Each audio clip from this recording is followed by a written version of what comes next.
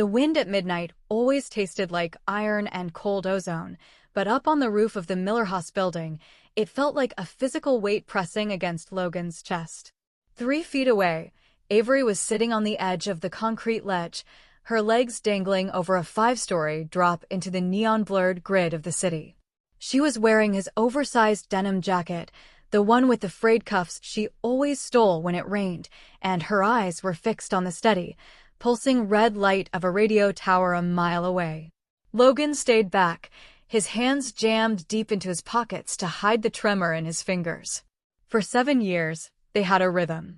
They were the two friends who survived college finals on stale coffee, who moved to the same concrete jungle, who knew exactly how the other took their eggs. Avery scrambled, Logan sunny side up, and what kind of silence meant leave me alone. They were safe.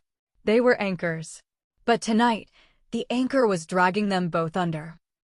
"You're being quiet," Avery said. Her voice didn't carry well in the wind, but Logan caught every syllable. "He always did. Even for you. And you usually have at least 3 sarcastic comments prepared when I drag you up here." Just thinking, Logan lied, stepping closer. The gravel crunched under his boots, a loud, grating sound in the quiet space above the city. About the London offer? There it was. The clock that had been ticking down for 3 weeks. Logan's company was expanding its European branch, and they had handed him a promotion, a massive raise, and a one-way ticket across the Atlantic. The flight was in 48 hours. Every contract was signed. His apartment was packed into 12 cardboard boxes, sitting by his front door. "Yeah," Logan said, finally joining her at the ledge, though he kept his feet firmly on the gravel. "About London. It's going to be incredible for you," Avery murmured. She wasn't looking at him. She hadn't looked at him all night. Big Ben. Actual pubs. A completely fresh start. "You're going to kill it, Loges." Her tone was perfect. It was exactly what a best friend was supposed to say. It was supportive, steady, and entirely, utterly hollow. Logan looked down at the top of her dark hair, the wind whipping loose strands across her face. He felt a sudden, terrifying wave of clarity. If he got on that plane on Saturday morning without saying it, the rhythm wouldn't just change, it would break. They would track each other through text messages that grew shorter by the month. They would call on birthdays. And eventually, she would meet someone else, and he would become a story from her 20s. The thought felt like a cardiac arrest. "Avery. Look at me." She hesitated, her shoulders tensing beneath the heavy denim, before she slowly turned her head. The ambient amber glow of the city streets caught the edge of her jaw, highlighting the tight, forced smile she was trying to maintain. But her eyes gave her away. They were bright, rimmed with a glassy layer of unshed tears. "Don't do that," Logan said softly. "Do what?" "Pretend you're happy about a 5,000-mile buffer zone." Avery's smile faltered, her lips parting slightly. "Logan, don't. We talked about this. I'm your best friend. My job is to cheer you on, not make you feel guilty for outgrowing this place." "What if I don't want to outgrow you?" The words cut through the whistling wind, sharp and sudden. Avery froze. Logan took a breath, pulling his hands from his pockets. The tremor was gone, replaced by a strange, desperate stillness. "I've spent 3 weeks trying to convince myself that this move is about my career. That it's the logical next step. But every time I try to picture my life in London, it's just blank. Because you're not in the frame. Logan." Her voice was a warning, a plea, or maybe both. She pulled her legs back over the ledge, standing up to face him. The space between them shrank to inches. "We have a good thing. The best thing. Don't mess with the wiring now." "The wiring has been broken for years, Avery, and you know it," Logan said, his voice dropping an octave, thick with the truth he had spent a legal limit of time burying. "I didn't stay up until 3 a.m. with you last month because I like talking about municipal zoning laws.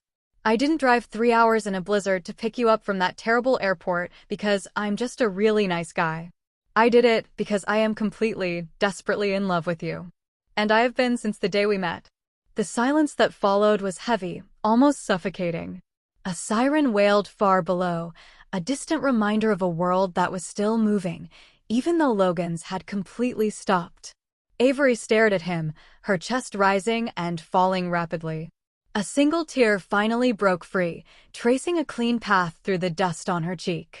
"Why now?" she whispered, her voice cracking. "You're leaving in 2 days, Logan." "Why would you say that now?" "Because if I don't say it now, I never will," he said, stepping closer, his hand reaching out to gently catch her wrist. Her skin was warm despite the midnight chill. "And I would rather get on that plane knowing I lost you because I spoke up than live the rest of my life wondering what would have happened if I wasn't a coward." Avery looked down at his hand on her wrist, then back up to his eyes. For a second, Logan thought she was going to pull away. He braced for the polite letdown, the "you're like a brother to me" speech that would seal his fate. Instead, she let out a shaky, half-broken laugh that sounded like a sob. "You are such an idiot," she whispered. Before he could process the insult, Avery reached up, grabbed the lapels of his shirt, and pulled him down. The kiss was messy, desperate, and filled with 7 years of unsaid things. It tasted like wind and salt, and it knocked the breath clean out of Logan's lungs. His arms found their way around her waist instinctively, pulling her flush against him as if he could anchor her to him right there on the roof. When she finally pulled back, just an inch, her forehead rested against his. Her breath came in short, ragged puffs.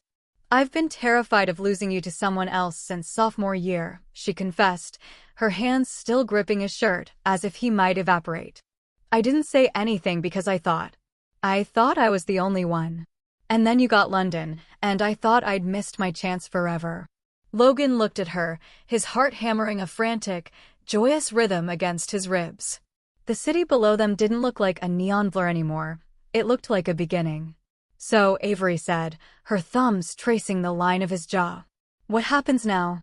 Logan smiled, the weight in his chest entirely gone, replaced by a sudden, exhilarating lightness. "Now," Logan said, "I figure out how to untangle 12 cardboard boxes, and I call my boss to tell him I'm afraid of flying."